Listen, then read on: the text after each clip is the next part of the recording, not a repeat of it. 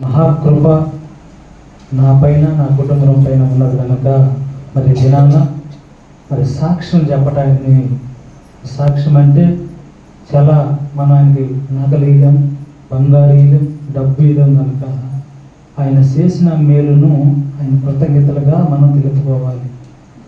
మరి గడిచిన సంవత్సరంలో మరి జనవరి 1వ తారీఖు తెల్లారి నుంచి నేను అనారోగ్య స్థితిలో పడిపోయాను.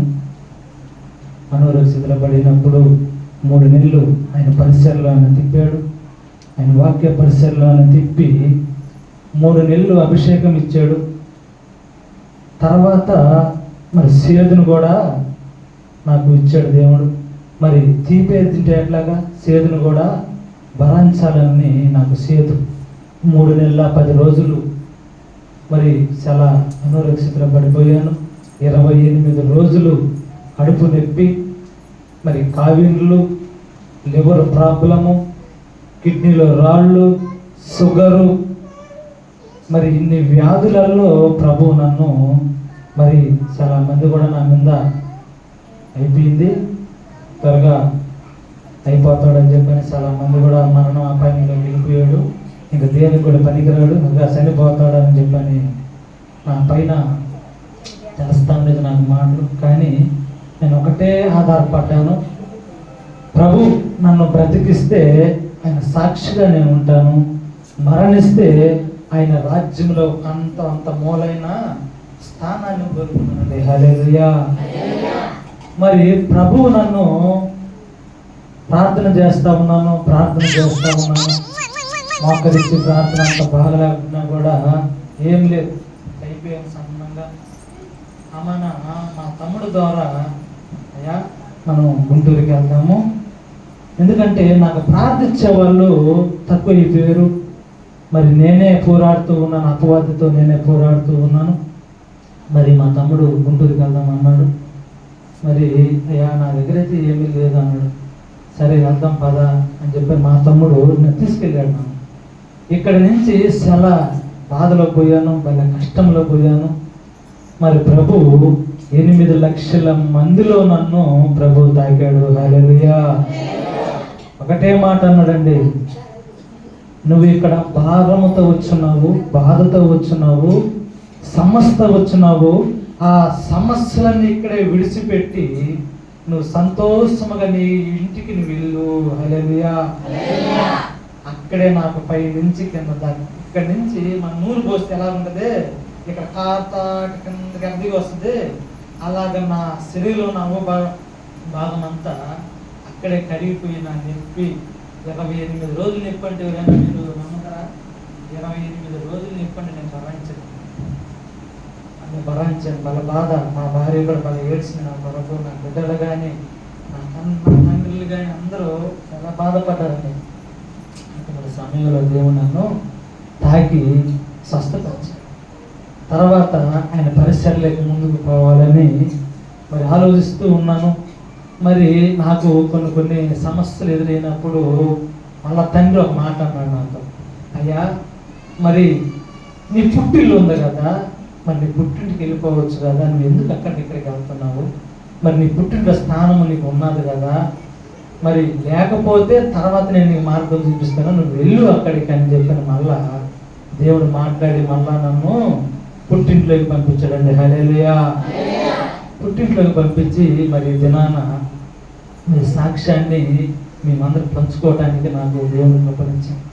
మరి నిన్న దినాన్ని నుంచి నా శరీరం చాలా బలహీనతగా ఉంది, ఎందుకో తెలియదు కానీ మరి మోషన్స్ అయిపోయి కడుపులో నొప్పి చాలా బలహీనతగా ఉన్నాను.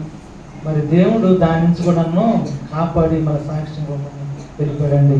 మరి నేను అక్కడ భయపడ్డాను, ఏంటంటే షుగర్ చెప్పారు నాకు. వాళ్ళు ఏం చెప్పారు, షుగర్ ఉందయ్యా నీకు అన్నాను. ఆ వానల కాలం అప్పుడు ఒడ్లు పొలవటానికి పోయినప్పుడు ఇక్కడ బైక్ జారిపోయేసి పడిపోయాను. నేను పడిపోయినప్పుడు ఇక్కడ నుంచి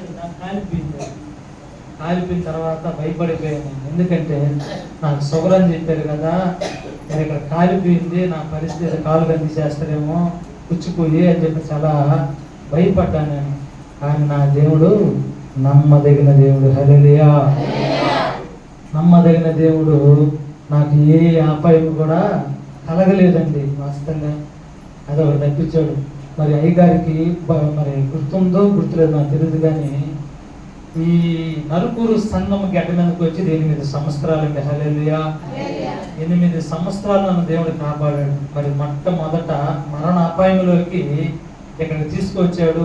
మరి అక్కడ ఉన్నది మందిరం. అప్పుడు అక్కడ మరి సంఘస్థులందరూ నా కొరకు ప్రార్థన చేసినప్పుడు ప్రభు ఈ 2 చేతులతో నన్ను పైకి ఎత్తుకొని కిందకి పెట్టినప్పుడు నాకు 15 తరగతినే విడిపోయినాయండి.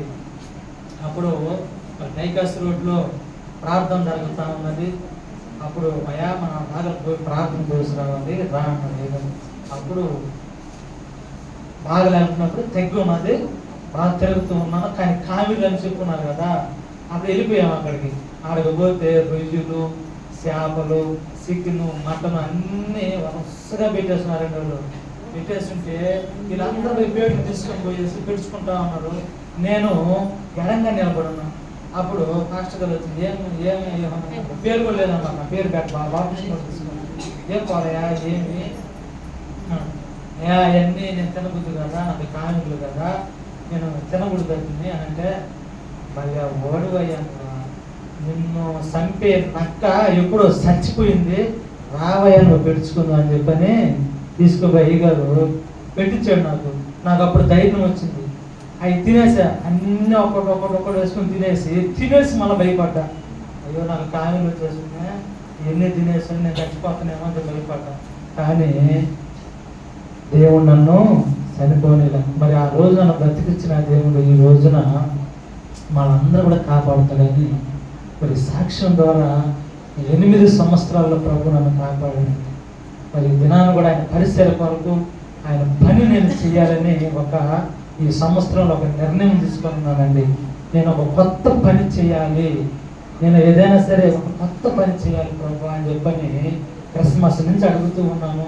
మరి అయ్యగారు చెప్పాడు ఏమనంటే, వాక్యం మీరు గుర్తుందో లేదో, మరి సంవత్సరంలో మీరు ఎవరైతే ఏం పని చేయాలనుకుంటూ ఉన్నారో, మరి కొత్తగా సువార్తలు ప్రకటిస్తారా, లేకపోతే దేని కొరకైతే మీరు ప్రార్థన చేయబోతున్నారు అని అడిగినప్పుడు నాకు దేవుడు ఒక దాన్ని చూపించాడని, అది చెయ్యాలనో చేయకూడదు నాకు తెలియదు.